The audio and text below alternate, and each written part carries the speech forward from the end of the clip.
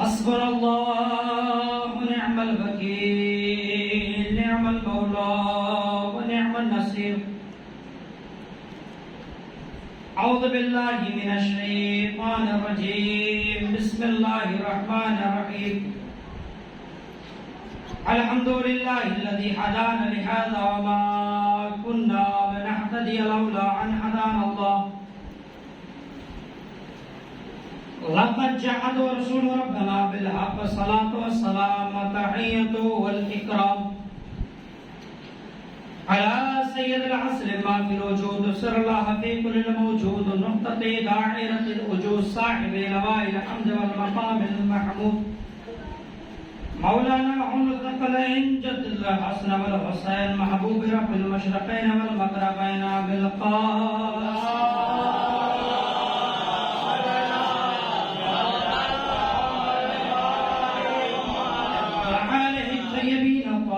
المعصومين المكرمين المنتجبين المنتخبين الذين أذهب الله عنهم الرجس وطهرهم تطهيرا.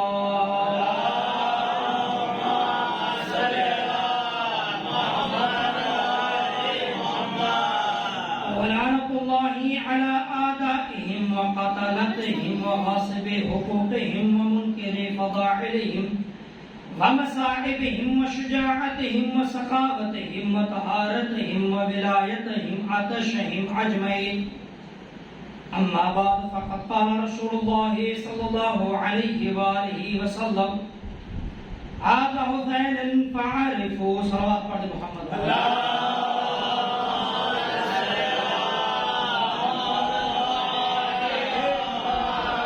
سامعین گرامی قدر، عزیزان محترم، بزرگان ملت، برادران عزیز، حدیث مبارکہ رسول اسلام کی حدیث بہت ہی مشہور معروف حدیث، ھذا حسین فعرف، یہ حسین ہے، اسے پہچانو. مجھ جیسا کمزر اگر کلام کرتا ہے تو یہ کہیں یہ سعید بھائی نے پہچانو. سب جانتے ہیں، کوئی رسول سلام فرما رہے ہیں یہ حسین ہے، اسے پہچانو.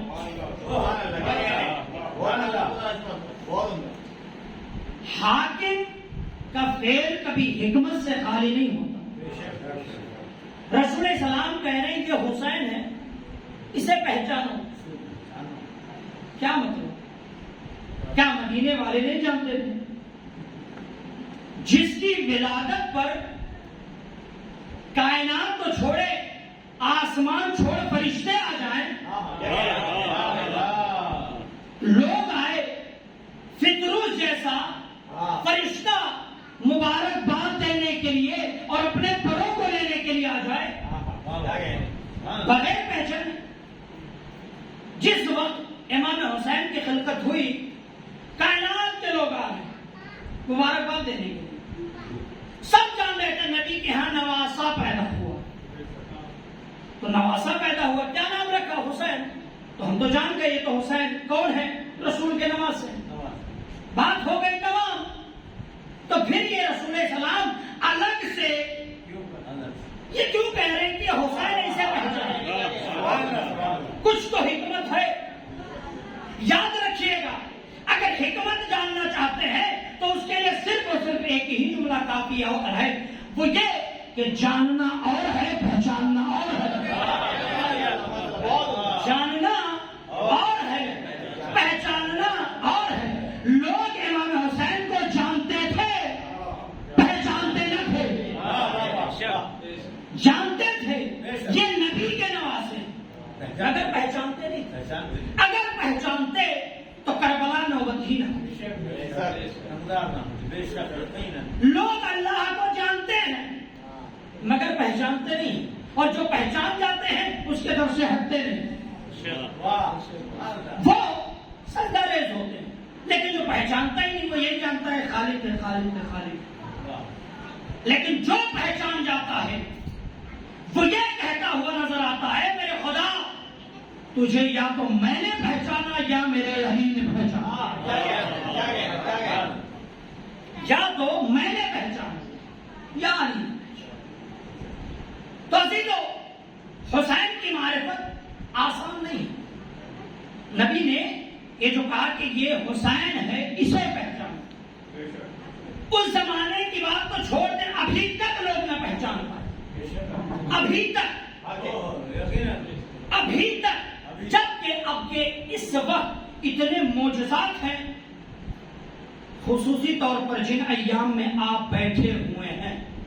یہ وہ ایام ہیں کہ جب کروڑوں کا مجمع کربلا کے میدان میں, کروڑوں کا مجمع, آپ جانتے ہیں کہ آپ یہاں پر کتنے آدمی کا کھانے کا انتظام کرتے تھے؟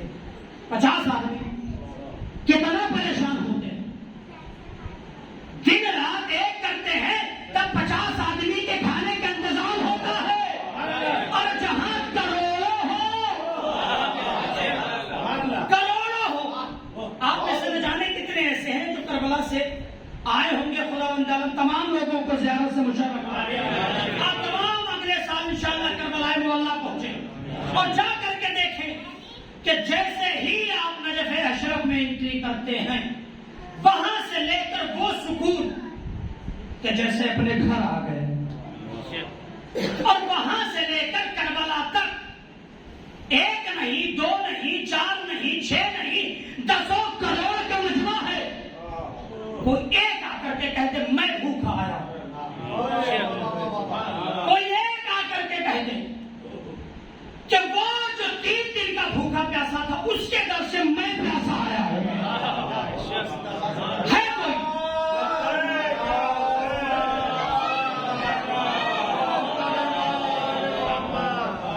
یاد رکھیے گا, کائنات میں 2 ہی شخصیت گزری ہے, اور گزری نہیں بلکہ ابھی بھی موجود ہے, جن کو دیکھنا ہے. کوئی بچہ یہ نہ کہتے کہ گزر گئی, مجھے تو پتہ ہی نہیں چلا. کوئی بزرگ یہ نہ کہتے مجھے یاد ہی نہیں رہا.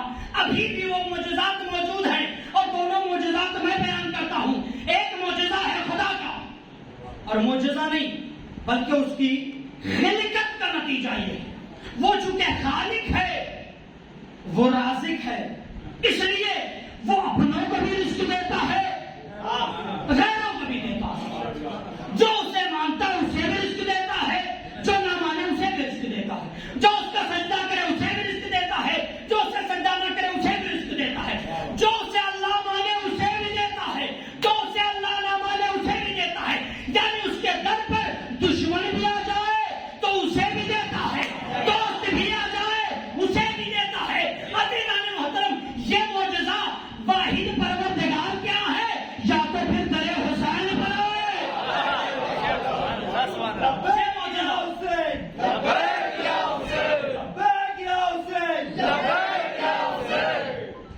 یہ معجزہ در حسین پر ملے یا پھر در خدا. خدا نہ اپنا دیکھتا ہے نہ پرایا دیکھتا ہے. آج امام حسین کے یہ جو نظر ہے نا, ایک سے ایک لنگر لگتے ہیں. آپ دنیا میں بہت سارے سے تجربہ کیے, ایک نہیں 2 نہیں, کروڑوں جگہ پر لنگر لگتے ہیں. کسی ایک جگہ پر دکھا دیں جہاں پر لکھا ہو یہ صرف اور صرف شیعوں کے لیے, کہیں نہیں. در حسین ہے, اپنا بھی ہو وہ بھی آئے, پرایا ہے وہ بھی آئے. حسین کو مانتے ہو تو بھی آؤ, نہیں مانتے ہو تو بھی آؤ, اور صرف کھاؤ نہیں بلکہ لے کے بھی جاؤ. کوئی روک ٹوک نہیں.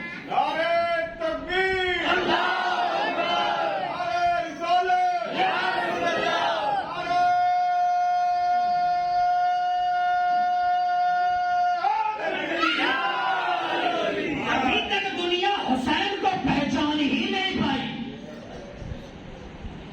ابھی تک دنیا امام حسین کو پہچان نہیں پائی کہ حسین ہے کون سی شخصیت.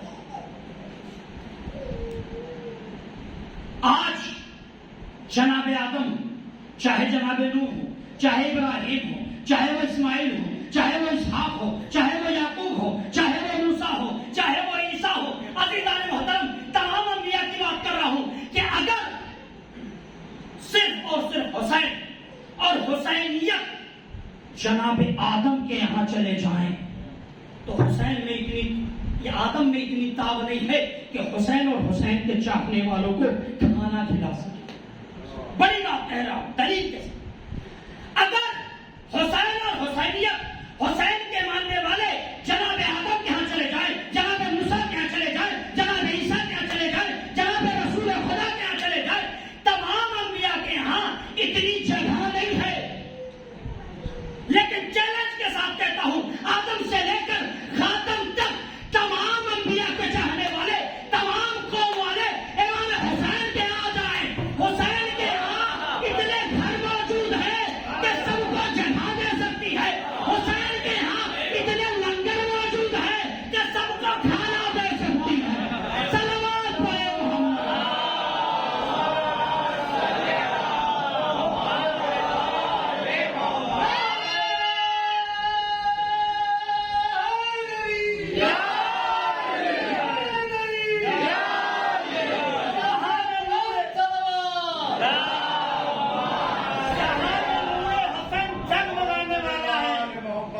جہاں میں نور حسن جگمگانے والا ہے، علی کا لال زمانے میں آنے والا ہے، اور نبی نے ان کو بٹھایا ہے اپنے کاندھے پر، اسی لیے تو زمانے میں بول والا ہے، اسی لیے تو زمانے میں بول والا ہے. اور نبی کی بیٹی یہ سمجھا رہی ہے بچوں کو، تمہارا جوڑا تو خیاط لانے والا ہے. حسین کی شخصیت کو پہچاننے کے لیے معمولی چیز نہیں، معمولی شخصیت نہیں ہے. حسین کو پہچاننا ہے. ابھی 2 شعروں سے نوازا ہے آپ کو. ایک صحابی ہیں، میں نام نہیں لوں گا چونکہ تمام لوگ موجود ہیں، میری بات پر غور کریں گے انشاءاللہ اور جا کر کے کتابوں میں تلاش کریں آیا یہ ہے کہ نہیں ہے. صحابی خود فرماتے ہیں کہ میں نے دیکھا کہ رسول سلام ہیں، عید کا دن ہے، حسین کو کاندھے پر بٹھائے ہوئے ہیں اور چلے جا رہے ہیں. اور جب جانے لگے تو صرف اور صرف کاندھے پر ایسے نہیں بٹھا دیا، اپنے زلفوں کو دیا امام حسین کے ہاتھوں میں. کہا بیٹا یہ تمہاری لجام ہے. لجام کسے کہتے ہیں؟ لجام لگایا جاتا ہے گھوڑوں کو. کس لیے؟ رخ موڑنے کے لیے. داہنے مڑنا ہے، بائیں مڑنا ہے، کس طرف مڑنا ہے، یہ لجام استعمال کیا جاتا ہے موڑنے کے لیے. رسول سلام نے اپنے زلفوں کو لجام بنا کر کے حسین کے ہاتھ میں دے دیا. حسین کی عظمت کو پہچانے، حسین کے ہاتھ میں دے دیا. یہ جانتے ہیں رسول کون ہے؟ یہ رسول وہ ہے جن کے لیے پروردگار نے کہا تھا اے آدم تم ادھر مڑنا جدھر میرا رسول مڑے، اے نوح تم ادھر مڑنا جدھر میرا رسول مڑے، اے عیسیٰ تم ادھر مڑنا جدھر میرا رسول مڑے، اے موسیٰ تم ادھر مڑنا جدھر میرا رسول مڑے، اے یعقوب تم ادھر مڑنا جدھر میرا رسول مڑے، اے یعقوب اے یوسف اے موسیٰ اے عیسیٰ تم ادھر مڑنا.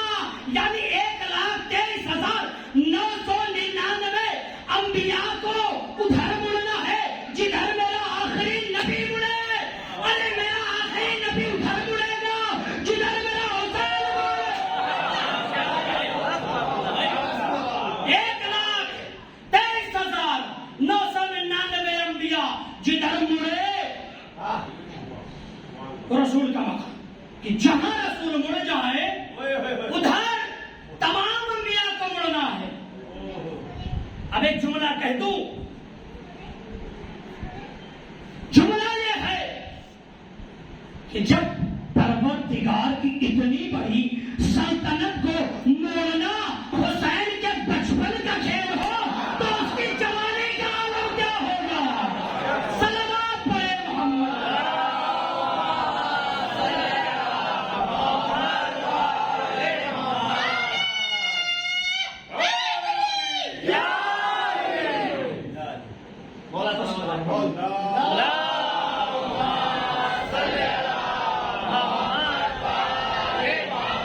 حسین کی عظمت کو پہچاننا ہے.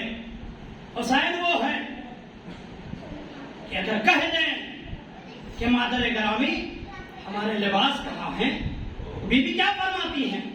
تمہارے جو ہے کپڑے رضوان کے پاس، رضوان تمہارے کپڑے لے کر. اب رضوان آئے گا تو کس کے لیے؟ امام حسین کے لیے، امام حسین کے لیے۔ اور رضوان میں اتنی تاب نہیں ہے کہ اپنا نام رضوان بتائے کہ انا خیاط الحسنین، میں حسنین کا درزی ہوں، میں حسنین کا درزی ہوں۔ حسین کی عظمت کوئی معمولی عظمت نہیں۔ عزیزو، ایک بات کی طرف اشارہ کرتا چلوں، راہب کا نام سنا ہے؟ جب رسول السلام کے پاس راہب آیا، کیا کیا؟ یا رسول اللہ، آپ کے دروازے پہ آیا، کیا ہوا؟ میرے کوئی اولاد نہیں۔ یا رسول اللہ، اولاد لینے آیا۔ رسول السلام عرش مولا، عرش الہی، تخت کا، اس لوح و قلم کا مطالعہ، اور مطالعہ کرنے کے بعد کیا کہا؟ اے راہب، تیرے قسمت میں کوئی اولاد نہیں۔ راہب آیا تھا ہنستے ہوئے، مسکراتے ہوئے، ارمانوں کو لیے ہوئے، منتوں کو لیے ہوئے، ہنسی خوشی سے آیا تھا رسول کی بارگاہ میں کہ میں اس در پہ جا رہا ہوں جہاں سے کوئی بھی خالی نہیں آتا۔ آیا تھا ارمانوں کو لے کر کے۔ یا رسول اللہ، آپ نے کیا کہا؟ کہ راہب، تمہاری قسمت میں کوئی اولاد نہیں۔ ٹھیک، اب جو چلا تو مسکراتا ہوا گیا؟ نہیں، اب اس کے چہرے کی رنگت بدل گئی، چہرہ وہ جھلا گیا، اب وہ خوشیاں نظر نہیں آتی، اب وہ ارمان نہیں نظر آتے، وہ منتیں ختم ہو گئی۔ کیوں؟ آیا تھا اولاد لینے، خالی ہاتھ جا رہا۔ جیسے ہی چند قدم چلا تھا، ادھر سے دیکھا اسلام کھیلتا ہوا آ رہا ہے۔ حجرے جناب سیدہ سے اسلام کھیلتا ہوا آیا۔ ایک مرتبہ راہب کے چہرے کی طرف دیکھا، اور راہب تجھے کیا ہو گیا؟ کیا بتاؤں؟ آیا تھا اپنی منتیں لے کر، اپنے ارمان لے کر، بیٹے لینے آیا تھا، لیکن تمہارے نانا نے یہ کہہ کر کے منع کر دیا کہ تمہاری قسمت میں کوئی اولاد نہیں۔ امام حسین کہتے ہیں راہب، چلو نانا کی بارگاہ۔ اب بات کو یہیں پر روک کر کے اپنے بچوں کے لیے بیان کر دو، راہب ہے کو؟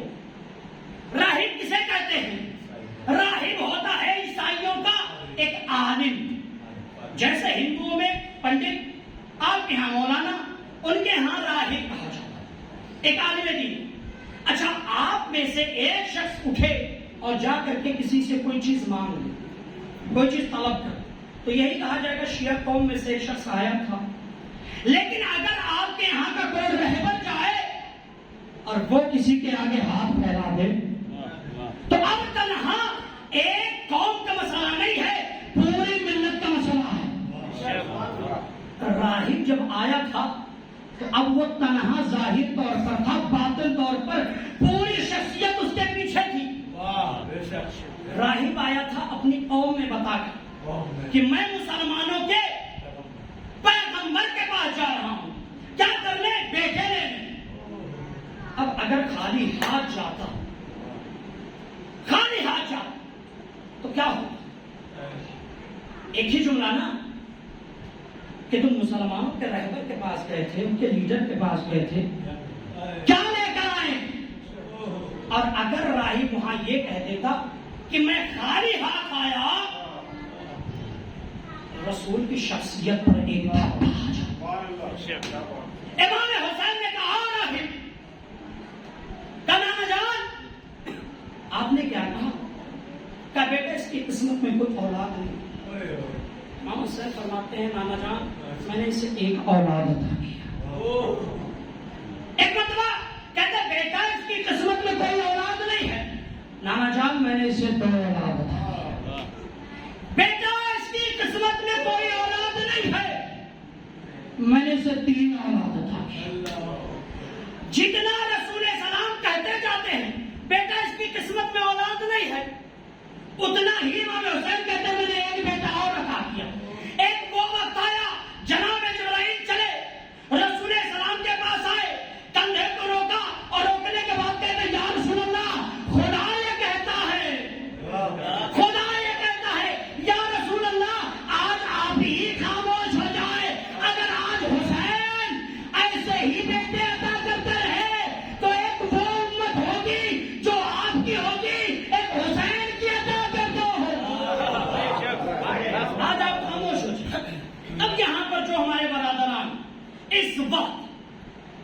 شک میں آ گئے اور یہ سوچنے لگے کہ یہ کیسے مسئلہ ہے. ہم نے تو آج تک یہی سنا تھا کہ معصومین میں کبھی فرق نہیں ہو سکتا. ایک اگر کچھ کہے دوسرا اختلاف نہیں کر سکتا. ایک اگر منع کر دے دوسرا دے نہیں سکتا. جب دوسرا دے دیا تو تیسرا لے نہیں سکتا. معصوم میں ان میں تضاد ہے نہیں, فرق ہے نہیں. تو رسول کہہ رہے ہیں قسمت میں اولاد نہیں. حسین کہہ رہے ہیں میں نے عطا کیا, 1 دیا, 2 دیا, 3 دیا. کہاں سے کیسے دیا؟ بات ہے. ہم پہنچے یا رسول اللہ, یا رسول اللہ میرا سوال ہے, یہ بتائیے کہ آپ نے کہا کہ قسمت میں اولاد نہیں.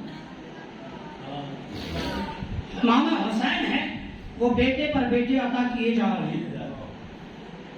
میرے بات سمجھ میں نہیں آئی کہ ایک معصوم منع کر رہا ہے دوسرا معصوم دے رہا ہے, کیا مسئلہ ہے؟ کیا اگر جاننا چاہتے ہو تو حسین ہی سے پوچھ لو. ہم پہنچے مولا, معذرت کے ساتھ ایک سوال ہے.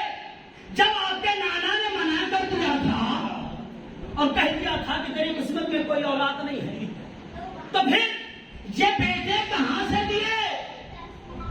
آپ سچ کہہ رہے ہیں کہ آپ کے نانا ایک مرتبہ کہتے ہیں کہ نادان تجھے نہیں معلوم, ہم صدیق, ہم سچ بولنے والے, ہمارے یہاں جھوٹ کا کوئی رد و بدل نہیں ہے کہ کوئی جھوٹ بولے کوئی سچ بولے. میں نے کہا مولا پھر بتا دے, میں بہت شک میں آ گیا ہوں. ایک نبی منع کر رہا ہے, ایک امام عطا کر رہا ہے, ایک نبی دے رہا ہے, ایک نبی لے رہا ہے. یہ مسئلہ کیا ہے میرے سمجھ میں نہیں آیا. آپ کہہ رہے ہیں میں نے بیٹے دیا, نبی کہہ رہے ہیں قسمت میں اولاد نہیں ہے, وجہ کیا ہے؟ ایک مرتبہ امام حسین کہتے ہیں میرا نانا بھی صحیح کہہ رہا ہے, میں بھی صحیح کہہ رہا ہوں. میں نے کہا وہ کیسے؟ کہا جاننا چاہتے ہو ذرا تاریخ کا مطالعہ کرو. جب شب ہجرت میرا بابا بستر رسالت پر سویا تھا تو وہاں پر کسی نے اپنا نفس بیچا تھا, کسی نے اپنے نیند کو بیچا تھا, کسی نے اپنی مرضی کو دے دیا تھا. اب یاد رکھنا جب میرے بابا نے اپنی نیند کو بیچ دیا اور مرضی معبود کو خرید لیا تو یاد رکھنا باپ کے حصے میں بیٹے کا پورا حق ہوتا ہے. میرا نانا جو کہہ رہا ہے وہ لوہے محفوظ کا مطالعہ کر کے کہہ رہا ہے, اور جو میں عطا کر رہا ہوں وہ اپنے بابا کی مرضی سے عطا کر رہا ہے. ایک سلوات پڑھے گا.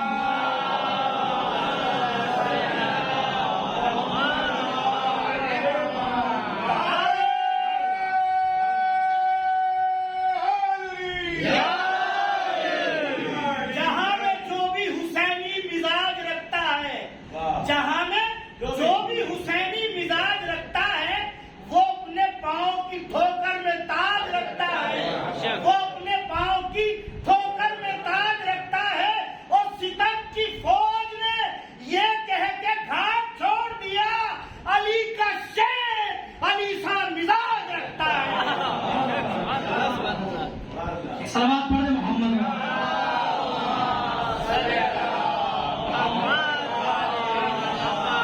حسین کی شخصیت کو پہچاننا ہے,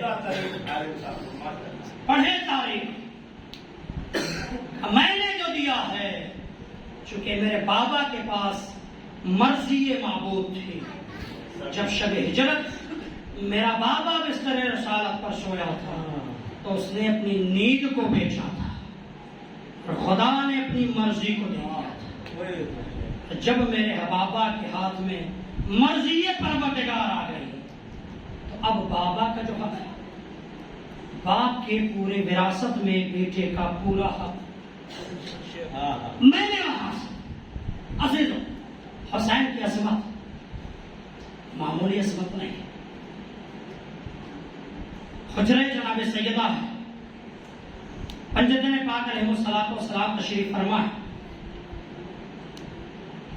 امام حسن سامنے بیٹھے ہیں, امام حسین گود میں بیٹھے ہیں. رسول سلام نے ایسے ہی پوچھ لیا, اے حسین یہ بتاؤ اس وقت تم افضل ہو یا میں؟ اس وقت تم مرتبہ حسین فرماتے ہیں نانا جان اس وقت میں افضل ہوں، اس وقت میں افضل ہوں۔ ایک مرتبہ مولانا متقیان آگے بڑھے، بیٹا یہ کیا کہہ رہے ہو؟ تم جانتے ہو یہ خاتم الانبیاء ہیں، یہ خاتم الاوصیاء ہیں، یہ سردار انبیاء ہیں، یہ محبوب کبریا ہیں، یہ اللہ کے بھی دوست ہیں۔ تمہیں پتا ہے تمہارے نبی تمہارا نانا کیا ہے؟ ارے اس کو پروردگار عالم نے کبھی طہا کہہ کے پکارا، کبھی مزمل کہہ کے پکارا، کبھی منصر کہہ کے پکارا، کبھی حبیب کہہ کے پکارا، کبھی محبوب کہہ کے پکارا۔ ارے تم جانتے ہو تمہارے نانا کیا ہے؟ تمہارے نانا وہ ہیں جن پر جبرائیل نازل ہوتا ہے، تمہارے نانا وہ ہیں جن پر قرآن نازل ہوتا ہے، تمہارے نانا وہ ہے جو شریعت دینی لے کر آئے، تمہارے ساری تعریفیں کیے جا رہے ہیں۔ حسین کہہ رہے ہیں بابا جان جس مسئلے میں میں اپنے نانا سے افضل ہوں اسی مسئلے میں آپ سے بھی افضل ہوں، آپ سے بھی افضل ہوں۔ جناب سیدہ نے سنا، بیٹا کیا کہہ رہے ہو؟ تم اپنے بابا سے افضل ہو؟ تمہیں پتا ہے تمہارے بابا کیا ہیں؟ تمہارے بابا شاہ لافتہ ہے، فاتح خیبر ہے، فاتح خندق ہے، فاتح بدر حنین ہے۔ تمہارے بابا یعصوب الدین ہے، تمہارے بابا کے کلمات جبرائیل پڑھتے ہیں، وہ جبرائیل کے بھی استاد ہیں۔ ارے ان کے لیے عرش سے تلوار اتری ہے۔ تمہیں پتا ہے تمہارے بابا جانشین رسول ہے، تمہیں پتا ہے تمہارے بابا جانشین رسول ہے، خلیفۃ رسول ہے، تمہیں ساری تعریفیں کیے جا رہے ہیں۔ جب جناب سیدہ نے تمام فضائل کو تمام کیا، ایک مرتبہ امام حسین فرماتے ہیں اے مادر گرامی جس مسئلے میں میں اپنے نانا سے افضل، جس مسئلے میں اپنے بابا سے افضل، اسی مسئلے میں میں آپ سے بھی افضل، اسی مسئلے میں آپ سے بھی افضل ہوں۔ اب جناب سیدہ رسول سلام بیٹا کیا کہہ رہے ہو؟ مجھ سے بھی افضل ہو، اپنے بابا سے بھی افضل ہو، اپنے مادر گرامی سے بھی افضل ہو۔ تمہیں پتا ہے میری بیٹی کیا ہے؟ خاتون جنت ہے، سیدۃ النساء العالمین ہے۔ میری بیٹی تطہیر کی ملکہ ہے، صاحب کوثر ہے۔ تمہیں پتا ہے میری بیٹی میرا ٹکڑا ہے۔ جب تمام فضائل کو تمام کیا، نانا جان میں ہوں تو افضل۔ اب امام حسن خاموش، امام حسن خاموش۔ ایک مرتبہ رسول سلام نے فرمایا اے بیٹا اب تم نے تو یہ بتا دیا نا مجھ سے افضل ہو، اپنے بابا سے افضل ہو، اپنی ماں سے افضل ہو، اب ذرا بتا بھی دو کہ تم کیسے افضل ہو۔ ایک مرتبہ امام حسین گود سے اٹھ کر کے کھڑے ہوئے اور کھڑے ہونے کے بعد کہتے ہیں اے میرے نانا اب سن لیجئے میں آپ سے کیسے افضل ہوں، اپنے بابا سے کیسے افضل ہوں، اپنے مادر گرامی سے کیسے افضل ہوں۔ ایک مرتبہ امام حسین کہتے ہیں اے میرے نانا جیسے میرا نانا ویسے آپ کا نانا نہیں، جیسا میرا بابا ویسا آپ کا بابا نہیں، ارے جیسے میری ماں ویسے آپ کی ماں نہیں۔ سلامات پڑھے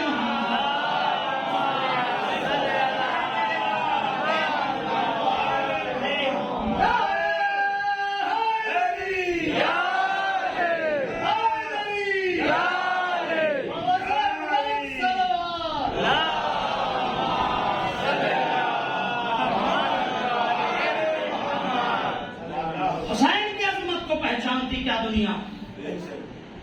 حسین کی عظمت کو نہیں پہچانتی۔ میرا مولا ہے، آخری جملہ اس کے بعد سہمت تمام۔ میرا مولا یہی رسول اسلام کی گود ہے، تشریف فرما ہے، ایک دور دراز سے شخص ہے اور آ کر کہتا ہے اے محمد میں نے سنا ہے کہ تم نے نبوت کا دعویٰ کیا، میں نے سنا ہے تم نے نبوت کا دعویٰ کیا ہے۔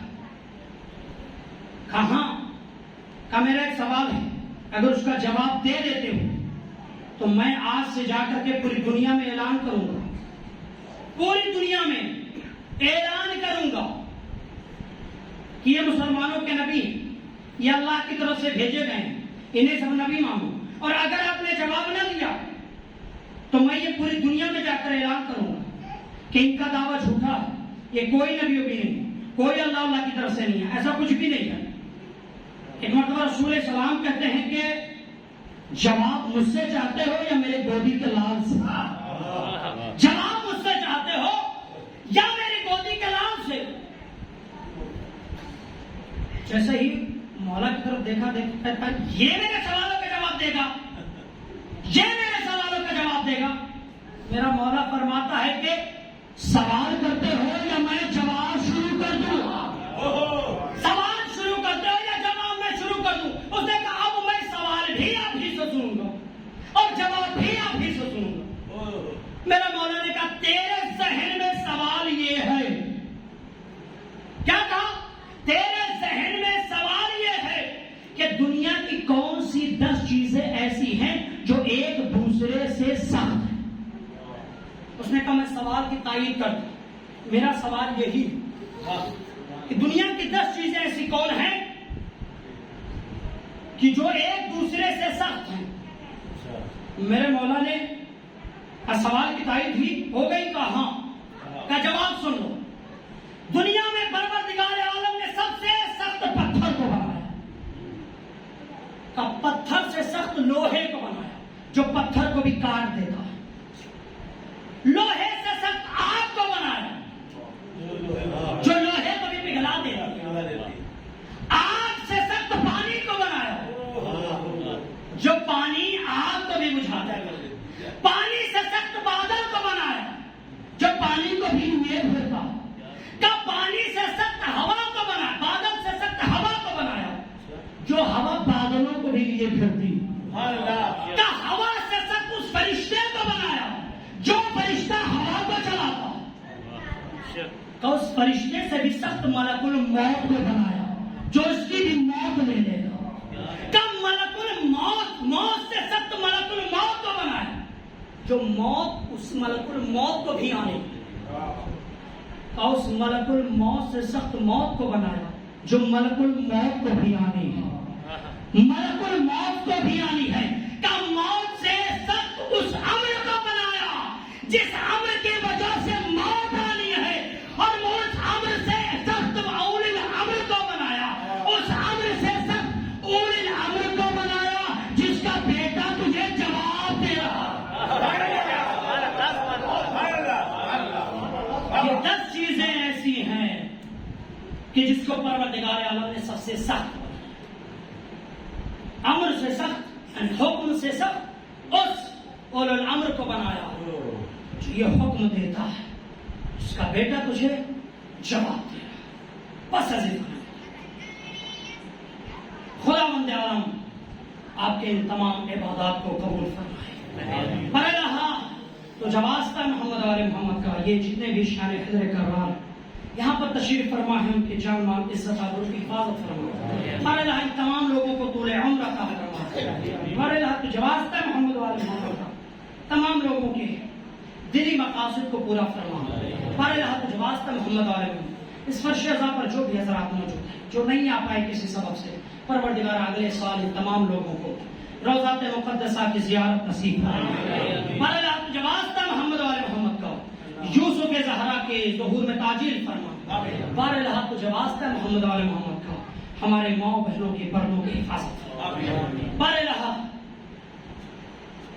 تو جوازتہ محمد والے محمد کا تجھے اس فرش عزا کا واسطہ مجھ جیسے کم ظرف کم علم کو زیادہ سے زیادہ علم نہ۔ عزیزان محترم، آج یہ چہلم کا دن تمام ہوا اور آج کے بعد پتہ نہیں یہاں پر 8ویں میں مجلس ہوتی ہے نہیں ہوتی، مجھے نہیں پتا، لیکن شاید مجھے جہاں تک پتا ہے کہ یہ آخری مجلس۔ خدا نے اگر آپ کو زندگی دی تو اگلے سال پھر فرش عزا بچھائیں گے، اور اگر اس دنیا سے چلے گئے تو یہ آخری برس ہے۔ بچے جو اگلے برس پھر ہیں اور یہ غم پھر ہے، جو چل بسے تو یہ اپنا سلام آخر ہے۔ عزیزو، 10 محرم کو جب ایک خیمے لٹنے لگے، چادریں چھلنے لگی، آج یوم زینب کے نام سے یہ مجلس ہے. ایک جملہ صرف اور صرف خواتین کے لیے، صرف ایک جملہ. عزیزوں، آپ سفر بھی کرتے ہیں، کہیں آنا جانا بھی ہوتا ہے، کہیں پر بھی آپ جائیں، چاہے آپ تنہا جائیں اور چاہے آپ پوری فیملی کے ساتھ جائیں، سفر میں جو سب سے زیادہ پریشان ہوتی ہے وہ شخصیت کا نام عورت ہے. جو سب سے زیادہ فکر مند ہوتی ہے وہ شخصیت کا نام عورت ہے. جو ہر چیز کا خیال رکھتی ہے، کہاں کیا رکھنا ہے، کہاں کیا دکھنا ہے، تمام چیزوں کا جو خیال رکھتی ہے وہ شخصیت کا نام عورت ہے. اور عزیزوں، خدا نخواستہ سفر ہو اور سفر میں کوئی حادثہ پیش آ جائے تو سب سے زیادہ جو پریشان نظر آتی ہے اس شخصیت کا نام عورت ہے. اور خدا نہ کرے کہ پردیس میں ہو اور آپ کا کوئی عزیز و اقارب قتل کر دیا جائے، دشمنوں کے ہاتھ میں آ جائے، کسی کو گولی مار دیا جائے. اگر ایسا ہو جائے کہ کسی ایک بچے کو بھی اگر گولی مار دیا جائے، خدا نہ کرے کسی کے گلے پر اگر خنجر چلا دیا جائے، تو اس پوری بستی میں، اس پورے علاقے میں جو سب سے زیادہ بے ہوش نظر آئے گی اس شخصیت کا نام عورت ہے. لیکن جب ایک آدمی کو قتل کر دیا جائے تو جب سب سے پہلے بے ہوش ہوتی ہے اس شخصیت کا نام عورت ہے. لیکن جہاں 72 شہید ہو گئے ہیں اور 30,000 کا مجمع ہو، نرغے آدان ہو، جب سب کے گلے پر خنجر چل جائے اور جو شخص سے زیادہ باحواس نظر آئے اسے زینب کہتے ہیں. جو ایسے حالت میں بھی ہوش میں نظر آئے اسے زینب کہتے ہیں. عورت میں اتنی تاب نہیں ہوتی ہے کہ ایک لوگوں کا قتل دیکھ سکے، لیکن جو 72 قدموں کے فاصلے پر اپنے بھائی کو بھی ذبح ہوتے دیکھے اس شخصیت کا نام زینب ہے. زینب جیسا کلیجہ نہیں ہو سکتا. میری مائیں بہنیں یہیں پر تشریف فرما، ایک بچہ ان کی آنکھوں سے اوجھل ہو جائے سب سے پہلے بے ہوش ہو جاتی ہے. لیکن زینب ہے جو 72 شہداء کو دیکھ رہی ہے پھر بھی ہوش میں ہے. شجاعت کہاں ہے، باقر کہاں ہے، قاسم کہاں ہے؟ اے عزادارو، جناب زینب ہے جو کربلا کے میدان میں سب سے زیادہ باحواس نظر آ رہی ہیں. ایسے عالم میں ہے کہ ہاتھوں میں ہتھکڑیاں بن چکی ہیں، پیروں میں بیڑیاں بن چکی ہیں. امام سجاد کو آنکھوں سے ہتھکڑیوں بیڑیوں میں دیکھ رہی ہے پھر بھی حواس کے ساتھ نظر آ رہی ہے. اے عزادارو، بس چند جملے صرف بیوی کے لیے پڑھ دوں. اے عزادارو، جب یہ قافلہ چلا ہے اور یہ قافلہ جب دربار میں آنے لگا، اس سے پہلے بیوی نے دربار کا جو منظر دیکھا، بیوی سے دیکھا نہ گیا. ایک مرتبہ ہاتھوں کو جوڑتی ہے، بیویوں سے کہتی ہے میں دربار میں نہ جاؤں گی. اے بیوی، ایک مرتبہ جیسے ہی شہزادی کہتی میں دربار میں نہ جاؤں گی. اے عزادارو، امام حسین کے سر کے طرف دیکھا، اب جو آنکھوں سے اشک جاری ہوا. ایک مرتبہ مولا حسین کہتے ہیں اے بہن زینب، میری دین کے لیے دربار میں چلی جا. اے عزادارو سنیں گے، ایک مرتبہ جناب زینب جس کو کبھی دھوپ نے بھی نہ دیکھا، اور زینب کو ارے شرابیوں کے مجمع میں بلا کر کھڑا کر دیا گیا. وہ زینب جو کبھی کوفے میں آتی تھی تو شہزادی بن کر آتی تھی، کبھی شام میں آتی تھی تو رات کے اندھیرے میں آتی تھی. ارے اجالا ہونے لگتا تو بابا خط بیچتے تھے قافلے کو وہی روک دیا جائے. ارے میری شہزادی کو دن کے اجالے میں نہ لایا جائے. اے عزادارو، اب وہ بھی تھی شرابیوں کے دربار میں. سنیں گے، ایک مرتبہ دربار میں داخلہ ہوا، اب جو دیکھا تو یزید ملعون بیٹھا ہوا ہے. ایک مرتبہ اپنے چھڑی سے لے کر کے امام حسین کے دانتوں پر چھڑی مار رہا ہے. جناب زینب سے دیکھا نہ گیا. ایک مرتبہ زینب کہتی ہے سجاد، اس ملعون سے کہہ دے کہ میرے بھائی کے دانتوں پر چھڑی نہ مارے. ارے میں کہتا ہوں اے بہن زینب،